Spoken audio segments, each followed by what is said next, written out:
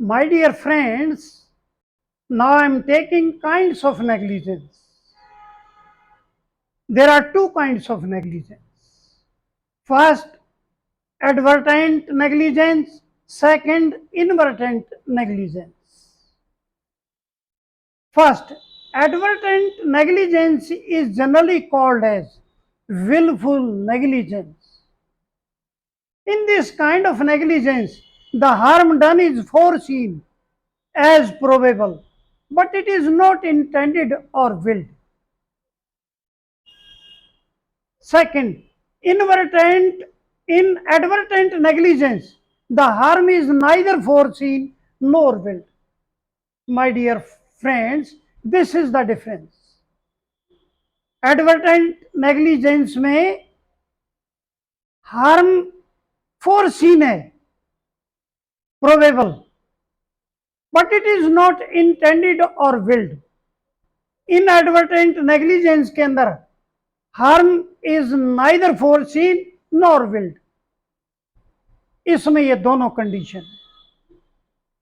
पहले में फोरसीन है बट विल्ड नहीं है. दूसरे में फोरसीन भी नहीं है और विल्ड भी नहीं है. Neither foreseen nor willed. However, in both these cases, carelessness or indifference as to consequences is present. साथियों, इन दोनों केसों में केयरलेस और indifference is present as to the consequences. The distinction between advertent and inadvertent negligence can be understood by the example. So, my dear friends, advertent negligence और inadvertent negligence में क्या difference है, मैं एक बार फिर रिपीट कर देता हूं. Advertent negligence is generally called as willful negligence. In this kind of negligence, the harm done is foreseen as probable, but it is not intended or willed. This is the definition of advertent negligence. Now, definition of inadvertent negligence. The harm done is neither foreseen nor willed. However, फिर भी in both these cases, carelessness or indifference as to the consequences is present. The distinction between advertent and inadvertent negligence can be understood by an example. देखो, ये दोनों की definition बहुत simple है. जैसा आपने देख लिया, दोनों की डेफिनेशन बहुत सिंपल है, लेकिन एक एग्जाम्पल के द्वारा आप समझिए. एग्जाम्पल क्या है? एग्जाम्पल है एक ऑपरेटिंग सर्जन का.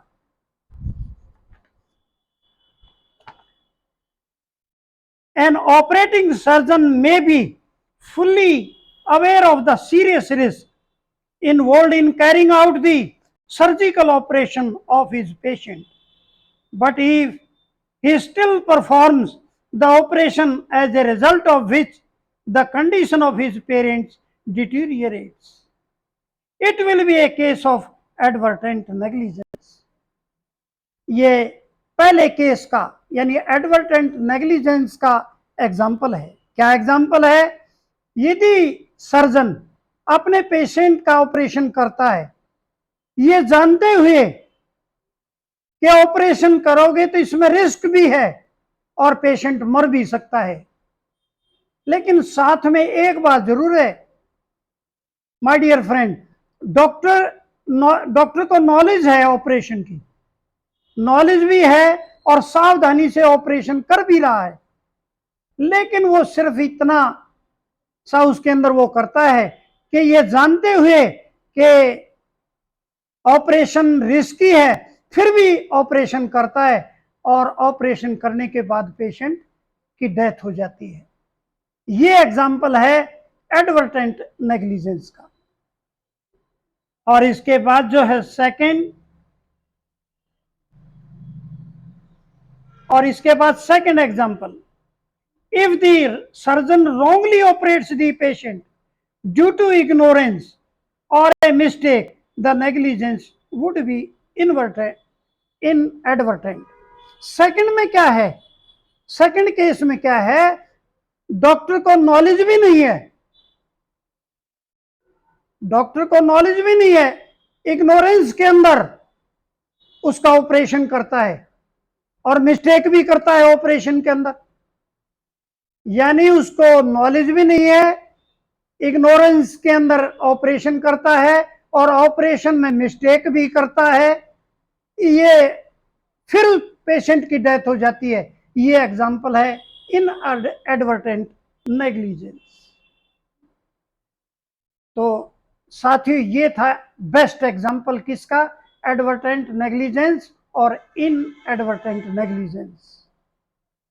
यानी एग्जाम्पल को एक बार मैं फिर दोहरा देता हूं। एक सर्जन अपने पेशेंट का ऑपरेशन करता है, सर्जन बहुत अच्छा है, नॉलेज भी है, लेकिन ये जानता है कि पेशेंट के ऑपरेशन में रिस्क है, यानी ऑपरेशन रिस्की है, फिर भी सर्जन उसका ऑपरेशन करता है और क्या होता है कि उसके पेशेंट की डेथ हो जाती है।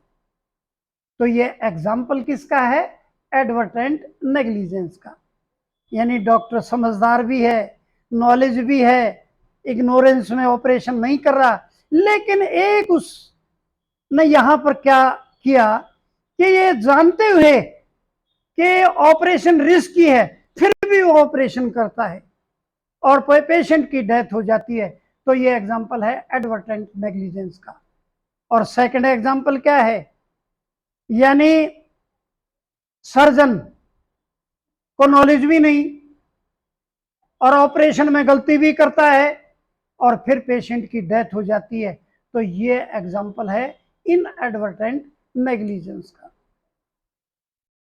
तो साथियों, ये था kinds of negligence. There are two kinds of negligence, advertent and inadvertent negligence. And I think with the help of this example, these two points are clear to you. So my dear friend, in the last I want to make a request to you, please subscribe my channel. I shall be very thankful to you. In the last, thanks to you.